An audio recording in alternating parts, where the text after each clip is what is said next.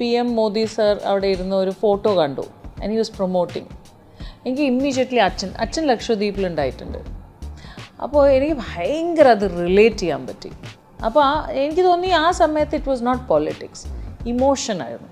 സുരേഷ് ഏട്ടൻ is a very emotional person. അത് വ്യക്തി എന്ന നിലയിലാണ് മൂപ്പർ ജയിച്ചിട്ടുണ്ട്. ബിക്കോസ് ആൾക്കാർക്ക് നിങ്ങളെ മനസ്സിലായി. ഞാൻ 36 ദൂരം കണ്ടപ്പോൾ ഞാൻ സ്മൃതി എന്ന് പറഞ്ഞപ്പോൾ ഷീ ലുക്ക്ഡ് അറ്റ് മീ. ഞാൻ നോക്കുമ്പോൾ 4 തോക്ക് എൻ്റെ മുകളിൽ. ശോഭാ സുരേന്ദ്രൻ അവരാണ് എന്നെ പറ്റി ഏറ്റവും മോശമായി സംസാരിച്ചത്. പൂരപ്പറമ്പിൽ ഇനി അടുത്തത് എവിടെയാണ്? അപ്പോൾ ഞാനത് ആ പൂരപ്പറമ്പിന് വേണ്ടി വെയിറ്റ് ചെയ്യുക. സ്ത്രീകൾ പോകാൻ വേണ്ടി കാശ് വാങ്ങുന്നുണ്ട്, ചില ആൾക്കാർ പെർസെൻറ്റേജസ് കൊടുക്കുന്നുണ്ട്, മറ്റേ കാസ്റ്റിംഗ് കൗച്ചസ് നടക്കുന്നുണ്ട്. ഡെൻമാർക്കിൽ നിന്ന് വന്ന് കേരളത്തിൽ വന്നിട്ട് അവർക്ക് കാസ്റ്റിംഗ് കൗച്ച് ചെയ്യണമെങ്കിൽ അവരത്ര ദാരിദ്ര്യം പിടിച്ച ആൾക്കാരല്ല.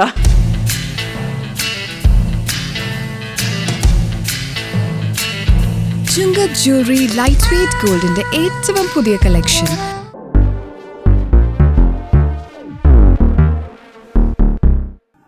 ഇന്നത്തെ നമ്മുടെ അതിഥി ശ്വേതാ മേനോനാണ്. ശ്വേതാ മേനോനെ ഹൃദയപൂർവ്വം സ്വാഗതം ചെയ്യുന്നു. താങ്ക് യു സുരേഷ് ഏട്ടാ. നമ്മളിങ്ങനെ നോക്കിയ സമയത്ത് ഒരു ഈ പാൻ ഇപ്പോഴും വളരെ ഹരമായിട്ട് നിൽക്കുന്ന ഒരു സാധനം ഈ പാൻ ഇന്ത്യൻ ഫാഷനബിൾ വേർഡാണ് പാൻ. നമ്മൾ ഈ അടുക്കളയിൽ മാത്രമേ പാൻ കണ്ടു. അതെ അതെ.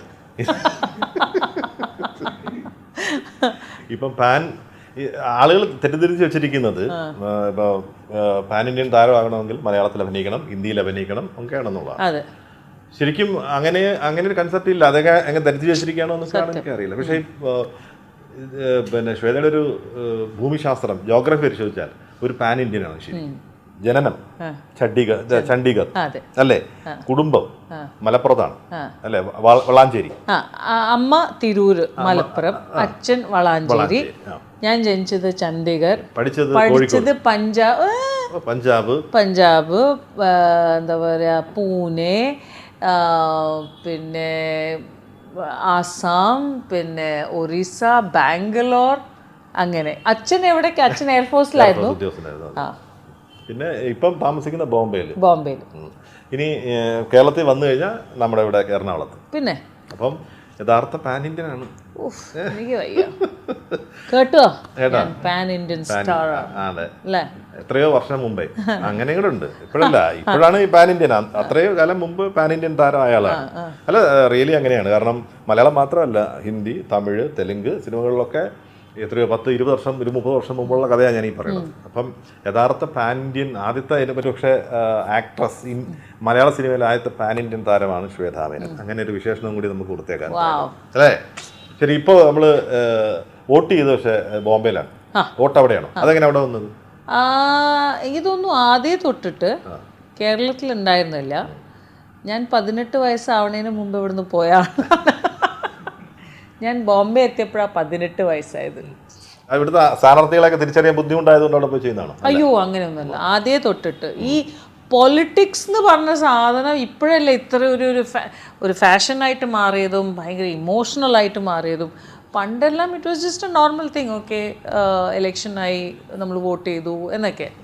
ഇപ്പോഴാണ് ഇത് ഭയങ്കര ഡേഞ്ചറസ് സബ്ജക്റ്റാണ്. അതിന്റെ ഒരു കൗതുകം കൊണ്ട് ഇത്തവണ ഒരു സ്റ്റോറിയൊക്കെ ഇട്ടിരുന്നു. ചൂണ്ടുവിരലില് മഷി പുരട്ടി. അല്ല, നമ്മൾ പറയില്ല, നമ്മൾ എക്സസൈസ് ചെയ്യണം. ഇത് നമ്മളുടെ ഒരു വോട്ട് ആസ് എ നമ്മളുടെ ഒരു സിറ്റിസൺ. പിന്നെ ഞാനൊരു ഫൗജി കുട്ടിയാണ്. അപ്പോൾ എന്തായാലും വോട്ട് ചെയ്യണം. നമ്മൾ അഭിപ്രായം പറയുമ്പോൾ അതിൻ്റേതായ ഒരു ഇത് ഉണ്ടാവണം. അപ്പോൾ നമ്മളിപ്പോൾ വോട്ട് ചെയ്തു, അപ്പോൾ നമുക്ക് എന്ത് വേണമെങ്കിൽ പറയാം, ചൂണ്ടിക്കാണിക്കാം അല്ലേ. ഇത്തവണ വോട്ട് ചെയ്തപ്പോൾ ശരിയായ ഇടത്ത് തന്നെയാണെന്ന് ഈ റിസൾട്ടൊക്കെ വന്നു കഴിഞ്ഞപ്പോൾ തോന്നിയോ? പറയാൻ പാടില്ല എന്നാണ് എൻ്റെ അച്ഛൻ പറഞ്ഞത്. ശരി. അച്ഛൻ ഒന്നാം തരം കോൺഗ്രസ്സുകാരനായിരുന്നു. പിന്നെ എനിക്ക് തോന്നുന്നു നമ്മളെല്ലാവരും അടിസ്ഥാനം നമ്മുടെ കോൺഗ്രസ് ആണ് എല്ലാവരും. ഇങ്ങനെ വളർന്ന് വേറെ എന്തൊക്കെയോ ഇമോഷനായി. അതല്ല ഞാൻ പറഞ്ഞത്, പണ്ട് നമ്മൾ വളർന്ന ഒരു രീതി എങ്ങനെയായിരുന്നു, നമ്മുടെ അപ്പൂപ്പന്മാരോ അല്ല മുത്തശ്ശനോ അച്ഛമ്മയോ അച്ഛനോ എല്ലാവരും പറഞ്ഞ കോൺഗ്രസ് ആണ്, അങ്ങനെയാണ് ഇങ്ങനെയാണ് എല്ലാം. അപ്പം നമ്മൾ അറിയാതെ ഇപ്പം നമ്മൾ ഹിന്ദുവാണ്, നമ്മൾ മുസ്ലിമാണ്, നമ്മൾ ഇങ്ങനെയാണ് എന്നൊക്കെ പറയണ പോലെ ഇപ്പം അതൊരു ഭയങ്കര ഇമോഷണലായി, ഭയങ്കര ഒരു ഇത്രയൊരു തീവ്ര എനിക്ക് തോന്നുന്നു നമ്മൾ സിനിമ ചെയ്താൽ നമുക്ക് പേടിയില്ല. പക്ഷെ പൊളിറ്റിക്സ് ആ സബ്ജക്റ്റ് പറയുമ്പോൾ അപ്പോൾ എന്തായാലും ഇത് ചിലപ്പോൾ കുറച്ചുകൂടെ പേടിക്കും എന്ന് എനിക്ക് തോന്നുന്നു. കാരണം എന്ന് പറഞ്ഞാൽ അടുത്തിടെ ഇങ്ങനെ ഒരു കരക്കമ്പി റൂമറൊക്കെ കേൾക്കുന്നുണ്ട്, ശ്വേത BJP-യിൽ ചേരാൻ പോകുന്നു. അപ്പം അതിൻ്റെ ഒരു ആദ്യ സൂചന ഈ വിലയിരുത്തുമ്പോൾ നമ്മൾ മനസ്സിലാക്കുന്നത് ഒരു ലക്ഷദ്വീപുമായിട്ട് ബന്ധപ്പെട്ട ഒരു വിഷയം ഉണ്ടായിരുന്നു. കാര്യത്തിൽ ഒരു സേവ് ലക്ഷദ്വീപ് എന്ന് പറഞ്ഞിട്ടൊരു ഒരു ഒരു വലിയ ക്യാമ്പയിൻ തന്നെ നടന്നു. നമ്മുടെ മലയാള സിനിമയിലെ താരങ്ങളടക്കം അതിൽ ഞാനും സപ്പോർട്ടീവായിരുന്നു. പക്ഷേ ശ്വേത മാത്രമാണ് അതിനൊരു എഗനസ്റ്റ് ആയിട്ട് അതല്ല എന്നുള്ള രീതിയിൽ നിന്ന്. എന്തുകൊണ്ടായിരുന്നു അങ്ങനെ ഒരു നിലപാടെന്ന് എടുത്തത്? അല്ല, അങ്ങനെയല്ല. ഞാൻ നമ്മുടെ PM മോദി സർ അവിടെ ഇരുന്ന ഒരു ഫോട്ടോ കണ്ടു, ആൻഡ് ഹി വാസ് പ്രൊമോട്ടിങ്. എനിക്ക് ഇമ്മീഡിയറ്റ്ലി അച്ഛൻ ലക്ഷദ്വീപിലുണ്ടായിട്ടുണ്ട്. അപ്പോൾ എനിക്ക് ഭയങ്കര അത് റിലേറ്റ് ചെയ്യാൻ പറ്റി. അപ്പോൾ എനിക്ക് തോന്നി ആ സമയത്ത് ഇറ്റ് വാസ് നോട്ട് പൊളിറ്റിക്സ്, ഇമോഷനായിരുന്നു. മോർ ആസ് എ സോൾജറിൻ്റെ മോളായിട്ട് ദാറ്റ് നമ്മൾ എന്തുകൊണ്ട് ഇത് ആക്ച്വലി ഇത് ലക്ഷദ്വീപ് ഇപ്പോഴല്ലേ വന്നത്. കോവിഡ് സമയത്ത് ഞാൻ ഒരുപാട് പോസ്റ്റ് ഇട്ടിട്ടുണ്ട്, പ്രൊമോട്ട് കേരളത്തിൽ ടൂറിസം വരണം എന്നൊക്കെ. അപ്പം നമ്മൾ ചെറുതായി തുടങ്ങിയപ്പോൾ ആരും എടുത്തില്ല. പക്ഷേ മൂപ്പര് അവിടെ പോയി ഇരുന്നപ്പോൾ ഞാൻ പറഞ്ഞു, നമ്മളൊന്ന് സപ്പോർട്ട് ചെയ്താൽ വൈ നോട്ട്, എന്തുകൊണ്ട് നമ്മൾ പുറത്ത് പോകുന്നു, യുനോ വെൻ വി ക്യാൻ. നമ്മളെല്ലാവരും പോകാറുണ്ട്, ഞാൻ ഉൾപ്പെടെ എല്ലാവരും പോകാറുണ്ട്. പക്ഷേ ഇന്ത്യയിൽ ഒരുപാട് നല്ല നല്ല സ്ഥലങ്ങളുണ്ട്. പിന്നെ ഞാനൊരു വീണ്ടും അച്ഛൻ്റെ മോളായതുകൊണ്ട് കുറേ സ്ഥലങ്ങൾ കാണാൻ പറ്റി, കുറേ എന്താ പറയുക, കുറേ ഹിസ്റ്ററി അല്ലാതെ കുറേ കാര്യങ്ങൾ എനിക്ക് കാണാനും എക്സ്പീരിയൻസ് ചെയ്യാൻ പറ്റി ത്രൂ അച്ഛൻ. ഞാൻ കുഞ്ഞായിരുന്നു, പക്ഷേ I could see lot of things. അപ്പോൾ അത് എനിക്ക് തോന്നി അന്ന് പൊളിറ്റിക്സിലുണ്ടായിരുന്നു, അന്ന് പ്യുവർലി ഒരു ഇമോഷൻ ആയിരുന്നു. ആൻഡ് അത് പൊളിറ്റിക്സായിട്ട് പിന്നെ ഞാൻ എന്ത് ചെയ്താലും പൊളിറ്റിക്സ് എവിടേക്കോ കയറി വരും എന്നാണ് എനിക്ക് തോന്നുന്നത്. അല്ല, ഏറ്റവും ഒടുവിൽ സ്ത്രീശക്തിക്കൊപ്പം മോദി എന്ന് പറയുന്ന തൃശ്ശൂർ വെച്ച് നടന്ന ഒരു പ്രോഗ്രാം, പ്രൈം മിനിസ്റ്ററിനെ പങ്കെടുത്ത പരിപാടിയിൽ ശ്വേതയും വിളിച്ചിരുന്നു എന്നാണ് ഞങ്ങൾ അന്വേഷിച്ചപ്പോൾ അറിയുന്നത്. അങ്ങനെ ക്ഷണിച്ചിരുന്നു? അങ്ങനെ ക്ഷണിച്ചിട്ടുണ്ടായിരുന്നു, പക്ഷെ എനിക്ക് പോകാൻ പറ്റിയില്ല. പ്യുവർലി അത് ആ സമയത്ത് പോകാൻ പറ്റില്ല. അല്ല, എന്തായിരുന്നു ഷൂട്ടിംഗ് തിരക്കിലായിരുന്നോ അതോ അല്ല? അല്ല, അയ്യോ അങ്ങനെയല്ല. ആ സമയത്ത് ഞാൻ ദുബായിൽ ഹോളിഡേയിലായിരുന്നു. എൻ്റെ ഫ്ലൈറ്റും ഫങ്ഷനും ഒരേ സമയത്താണ് ലാൻഡ് ചെയ്തത്. ഞാൻ അതേ ദിവസം വൈകുന്നേരം എന്താ പറയുക, തൃശ്ശൂരിൽ വേറെ ഒരു പ്രോഗ്രാമിലുണ്ടായിരുന്നു. ഇത് രാവിലെ കഴിഞ്ഞു, ഞാൻ വൈകുന്നേരമാണ് എത്തിയത്. ഭയങ്കര ആക്സിഡൻ്റലി ആയി. ഞാൻ അവരോട് എനിക്ക് വരാൻ പറ്റില്ല എന്ന് പറഞ്ഞു. 2-3 മണിക്കൂർ കഴിഞ്ഞ് തൃശ്ശൂരിൽ നിന്ന് വേറൊരു ഫംഗ്ഷനിൽ ഞാൻ അവിടെ ചീഫ് ഗസ്റ്റായിട്ട് നിൽക്കുന്നു. അത് ഭയങ്കര ആക്സിഡൻ്റ് ആയതാണ്. അടിസ്ഥാനപരമായ ഒരു കോൺഗ്രസ്സുകാരിയായിരുന്ന, അല്ലെങ്കിൽ ആ മനസ്സുണ്ടായിരുന്ന, അങ്ങനെ സ്നേഹം ഉണ്ടായിരുന്ന ശ്വേത ഇപ്പോൾ പതുക്കെ BJP-യിലേക്ക് എന്ന് പറഞ്ഞാൽ ശരിയാണോ അത്? അല്ല, ഞാൻ വീണ്ടും ഒരേ കാര്യം പറയണത്, ഒരു ഫൗജി മോളായതുകൊണ്ട് എനിക്കൊരു പാർട്ടീൻ്റെ പറ്റി, നമ്മുടെ രാജ്യമാണ് ആദ്യം, ആര് അതിൻ്റെ കൂടെ നിൽക്കുന്നു, ഏത് പാർട്ടിയാണെങ്കിലും ഐ ആം ദെയർ. ആൻഡ് ഇതിപ്പോൾ യുനോ ഒബ്വിയസ്ലി ഞാനൊരു ഫീൽഡ് എടുത്തത് തന്നെ നമ്മുടെ എന്താ പറയുക, സൊസൈറ്റിക്ക് അല്ല ജനങ്ങൾക്ക് ഇടയിൽ നിൽക്കുന്ന ഒരു ഫീൽഡാണ് ഞാൻ, സിനിമ. അപ്പോൾ എനിക്ക് കുറേ കാര്യങ്ങൾ പേഴ്സണലായിട്ട് ചിലപ്പോൾ ചെയ്യാൻ പറ്റുന്നുണ്ടാവില്ല. ചിലപ്പോൾ അങ്ങനത്തെ ഒരു പൊസിഷൻ കിട്ടിയാലോ അങ്ങനെ എന്ന് ആൾക്കാർ പറയാറുണ്ട്. പക്ഷെ ഞാൻ അങ്ങനെ ഒന്നും വിചാരിച്ചിട്ടില്ല. ഇപ്പോൾ ഞാനൊരു ഇൻഡസ്ട്രിയിലുണ്ട്, അതിൽ ഞാനൊന്ന് കുറച്ചും കൂടി നന്നായി ചെയ്യട്ടെ, കുറച്ചുകൂടി നല്ല പൊസിഷനിലേക്ക് എത്തട്ടെ. I think about it, but right now nothing. പിന്നെ എൻ്റെ ജീവിതത്തിൽ ഒന്നും ഞാൻ പ്ലാൻ ചെയ്യുന്ന കാര്യമല്ല നടന്നിരുന്നത്. ഇന്ന് ഞാൻ എന്ത് പറയുന്നു എനിക്കറിയില്ല, നാളെ എന്താ നടക്കാൻ പോകുന്നത്. നമ്മുടെ പ്രവൃത്തി മണ്ഡലങ്ങളൊക്കെ വലുതാവുകയാണ്. സ്വയമായിട്ട് ഇപ്പം നാളെ ഒരു BJP ക്ഷണിച്ചിട്ട് ഒരു സീറ്റിൽ മത്സരിക്കൂ എന്നൊക്കെ പറഞ്ഞാൽ നമുക്ക് നമ്മളിപ്പം സുരേഷിനൊക്കെ ചെയ്യുന്ന അങ്ങനെയുള്ള കാര്യങ്ങളാണല്ലോ. ആ രീതിയിൽ അതിന് താല്പര്യം ഉണ്ടാകുമെന്നാണ് വളരെ ലളിതമായൊരു ചോദ്യം. അത് എന്താണിത് അറിയില്ല. ആ കൗതുകത്തിന് പിന്നിലെല്ലാം ഉണ്ട്. ഒന്നും പറയില്ല. നമ്മുടെ സ്വന്തം മലയാളത്തിന്റെ സ്വന്തം സുരേഷ് അല്ലേ, അദ്ദേഹം കേന്ദ്രമന്ത്രിയായിട്ട് വരികയാണ്. എന്താണ് അദ്ദേഹത്തെ കുറിച്ചുള്ള ഓർമ്മകൾ? അദ്ദേഹം എന്തൊക്കെ ചെയ്യും എന്നൊക്കെയാണ് പ്രതീക്ഷകൾ? മൂപ്പര് ഞാൻ സ്കൂളിൽ പഠിക്കുമ്പോൾ ഞാൻ ചെയ്ത നക്ഷത്ര കൂടാരം അന്ന് തൊട്ടുള്ള ഒരു ബന്ധമാണ്. മൂപ്പര് ഭയങ്കര ഇമോഷൻ. സത്യം പറഞ്ഞാൽ ഇന്ന് മൂപ്പര് ജയിച്ചത് പ്യുവർലി ബിക്കോസ് ഒരു വ്യക്തി എന്ന നിലയിലാണ്, ഒരു രാഷ്ട്രീയ എന്ന നിലയിലല്ല പറയണത്. സുരേഷ് ഏട്ടൻ is a very emotional person. ഇപ്പോൾ കുറച്ച് ഓവർ ഇമോഷണലാണ്, അത്രയേ ഉള്ളൂ. പക്ഷേ ഇറ്റ് ഈസ് പ്യുവർലി മൂപ്പരുടെ, എനിക്ക് തോന്നുന്നു വ്യക്തി എന്ന നിലയിലാണ് മൂപ്പര് ജയിച്ചിട്ടുണ്ട്. പൊളിറ്റിക്സ് ഇനിയാണ് മൂപ്പര് ഒരു പൊളിറ്റീഷ്യനായി മാറിയെന്നാണ് എനിക്ക് തോന്നുന്നത്. അല്ലാതെ ഇതുവരെയ്ക്കും മൂപ്പര് ചെയ്യുന്നത് നമ്മളെല്ലാം നമ്മൾ മൂപ്പര് അമ്മാൻ്റെ മെമ്പറാണ്, മൂപ്പര് നമ്മുടെ ഫങ്ഷനിൽ വരാറുണ്ട്. മൂപ്പരുടെ ഒരു emotions is what got him were he is today. And ഞാൻ അതുകൊണ്ടാണ് ഞാൻ പോസ്റ്റും അങ്ങനെ തന്നെയാണ്, വ്യക്തി എന്ന നിലയിലാണ് നിങ്ങൾ ജയിച്ചിട്ടുണ്ട്. ബിക്കോസ് ആൾക്കാർക്ക് നിങ്ങളെ മനസ്സിലായി, അല്ലാതെ പൊളിറ്റീഷ്യൻ അല്ല. പിന്നെ കോവിഡ് സമയത്ത് മൂപ്പര മറ്റേ നമ്മുടെ സിറിയ അവിടുത്തെ കുട്ടികളെല്ലാം ഹെൽപ്പ് ചെയ്തിട്ടുണ്ട്. ഞാൻ മൂപ്പരെ വിളിച്ചിട്ടുണ്ടായിരുന്നു. അപ്പോൾ അങ്ങനത്തെ ഒരു മനസ്സിലുള്ള ഒരാളാണ്. അപ്പം അതുകൊണ്ട് ഐ തിങ്ക് മൂപ്പർക്ക് ഡ്യൂ കിട്ടി, അത്രയേ ഉള്ളൂ. എന്തായിരിക്കും അദ്ദേഹം ചെയ്യും എന്നൊക്കെ ഉള്ള പ്രതീക്ഷ നോക്കാം. മൂപ്പരുടെ എജൻഡ എന്താണെന്ന് നമുക്ക് നോക്കാം. അത്ര തന്നെ പ്രിയപ്പെട്ടതല്ലെങ്കിലും ഒരു പണ്ടൊരു കൊളീഗ് എന്ന് പറയാൻ പാടില്ല, റാമ്പിലൊക്കെ വെച്ച് കണ്ടിരുന്ന സ്മൃതി ഇറാനിയുടെ പരാജയവും ചെറുതായിട്ടെങ്കിലും വിഷമിപ്പിച്ചു. She's a fighter. സ്മൃതി എങ്ങനെയായിരുന്നു അവരുമായിട്ടുള്ളൊരു സൗഹൃദം? 96 ഞാനൊരു ഷോ ചെയ്യുന്ന സമയത്ത് ഞാനത് സിനിമയ്ക്ക് വേണ്ടി 96, 97 സിനിമയ്ക്ക് വേണ്ടി എനിക്ക് ഇനി ഡേറ്റ്സ് ഇല്ല എന്ന് പറഞ്ഞിട്ട് ഞാൻ അവിടെ നിന്ന് ഇറങ്ങിയപ്പോൾ എൻ്റെ ആ ഷോ എടുത്ത് മുന്നോട്ട് കൊണ്ടുപോയത് സ്മൃതിയാണ്. അപ്പോൾ അന്നത്തെ സ്മൃതി അല്ല ഇന്ന്. ബട്ട് ഷീ വാസ് ഓൾവേസ് ഒരു നമ്മളല്ലേ അന്നും പൊളിറ്റിക്കലി ഒരു സ്ട്രോങ് എന്ന വ്യക്തിയായിരുന്നു. ആൻഡ് എനിക്ക് തോന്നുന്നു it's not about losing and winning. ഇത് നമ്മൾ മത്സരിക്കുക, നമ്മൾ ഒരു സ്പോർട്സ്മാൻഷിപ്പ് ഉണ്ടെങ്കിൽ നമ്മൾ തോറ്റാലും നമുക്ക് ജയിക്കാനുള്ള ഒരു ഇതുണ്ടാവും. പക്ഷെ സ്പോർട്സ്മാൻഷിപ്പ് ഇല്ലെങ്കിൽ അവർ പൊളിറ്റീഷ്യൻ ആവരുതെന്നാണ്. അപ്പോൾ സ്മൃതി അങ്ങനത്തെ ഒരു വ്യക്തിയാണ്. So it's okay. എനിക്ക് തോന്നുന്നു നമ്മളെല്ലാവരും സപ്പോർട്ട് ചെയ്യണത് ബിക്കോസ് ഭയങ്കര ഒരു ഫൈറ്റിംഗ് സ്പിരിറ്റുള്ള ഒരു സ്ത്രീയാണ്. തിരിച്ചു വരും എന്തായാലും എയർപോർട്ടിൽ. ഞാൻ ഒബ്വിയസ്ലി ഷീസ് ഇപ്പോൾ നല്ലൊരു പൊസിഷനിലാണ്. നമ്മൾ പിന്നെയും ഇപ്പോഴും സ്മൃതി. അപ്പോൾ ഞാൻ 36 ദൂരം കണ്ടപ്പോൾ ഞാൻ സ്മൃതി എന്ന് പറഞ്ഞപ്പോൾ ഷീ ലുക്ക്ഡ് അറ്റ് മീ. ഞാൻ നോക്കുമ്പോൾ 4 തോക്ക് എൻ്റെ മുകളിൽ.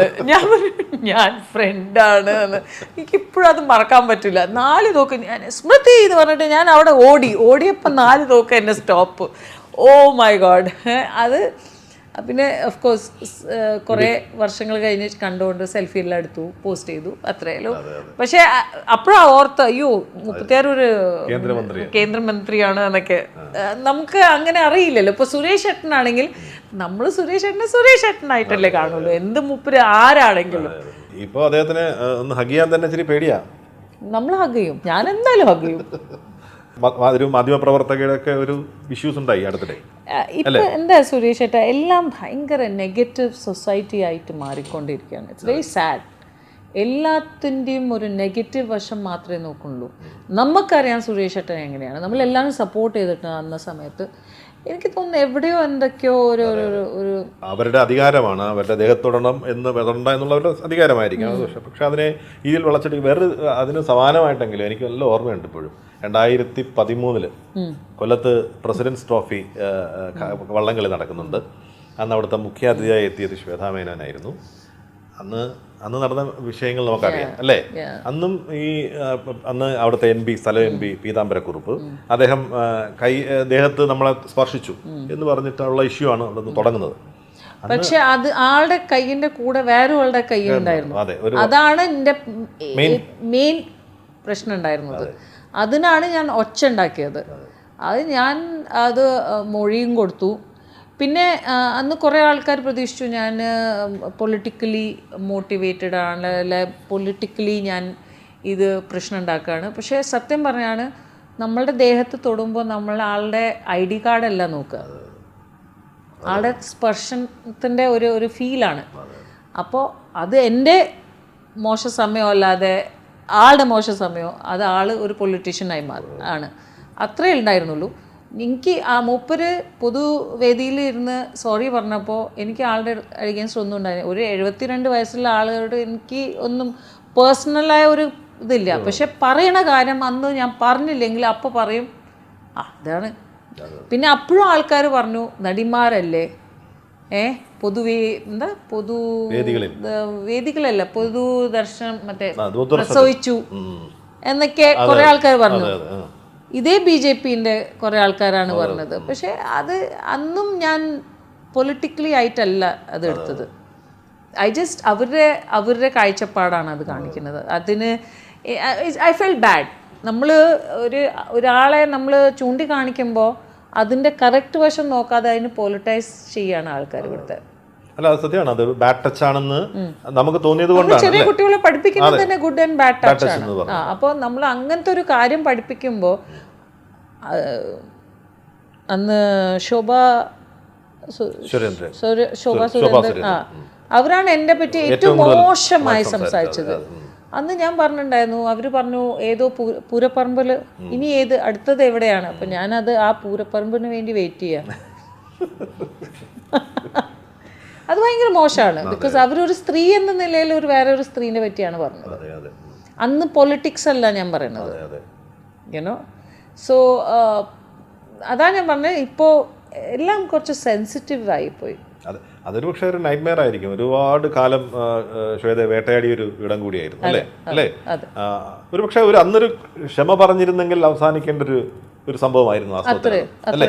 പക്ഷെ അദ്ദേഹത്തിന്റെ ഒരു ചെറിയ ധാർഷ്ട്യവും അദ്ദേഹത്തിന്റെ ഒരു പ്രശ്നമൊക്കെയാണ് അന്ന് അത് ഇത്രയും വശം. എനിക്ക് തോന്നുന്നു മൂപ്പരല്ല പ്രശ്നം ഉണ്ടാക്കിയത്. ഇനി മൂപ്പരുടെ അടുത്തുള്ള നമ്മൾ പറയും ഈ കാണാ അവരെയൊക്കെ എനിക്കറിയാം വ്യക്തിപരമായിട്ട്. ഒന്നാമത്തെ കാര്യം, അന്നത്തെ വിഷയത്തിലെ ഒരു പ്രധാനി ഇൻവൈറ്റ് ചെയ്ത് കൊണ്ടുപോയ ആളാണ് സുരേഷ് ഏട്ടൻ. അതെ.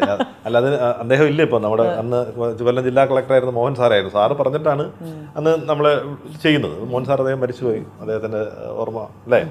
പക്ഷെ അന്ന് ശരിക്കും എന്തു നടന്നു എന്നുള്ളത് ഇപ്പോഴെങ്കിലും എന്താണ് അന്ന് സംഭവിച്ചെന്ന് അറിയാമോ? ശരി അല്ല, നമ്മൾ യൂഷ്വലി ഒരു ഫംഗ്ഷന് പോകുമ്പോൾ ഒരു 2-3 ആൾക്കാർ ബോഡി ഗാർഡ് എന്ന രീതിയിൽ, സ്പെഷ്യലി നമ്മൾ പബ്ലിക്കിൻ്റെ ഇടയിൽ പോകുമ്പോൾ.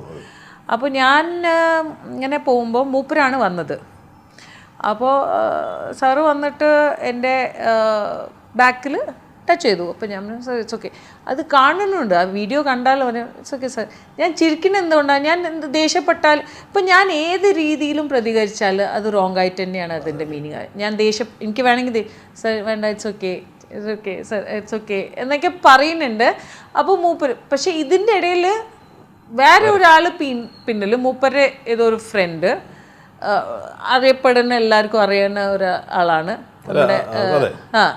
അപ്പോൾ മൂപ്പര് കൈ വെച്ചപ്പോൾ ഞാൻ ഒച്ച ഉണ്ടാക്കിയപ്പോഴാണ് എല്ലാ മീഡിയ അത് കവർ ചെയ്തത്. അവിടെയാണ് എനിക്ക് ഇത് വന്നത്. പക്ഷേ അത് നമ്മൾ പറയില്ലേ, അത് വേണമെങ്കിൽ അപ്പോഴന്നെ നമ്മൾ ഇരുന്ന് ചർച്ച 5 മിനിറ്റിൽ നമുക്ക് വേണമെങ്കിൽ അത് തീർക്കാമായിരുന്നു. ഒരു സോറി, അപ്പോളജീസ് എന്നോ, ബിക്കോസ് ഞാൻ ഷോക്കായിപ്പോയി. അതേ വേദിയിൽ നമ്മളുടെ മണിച്ചേട്ടനുണ്ടായിരുന്നു. പക്ഷേ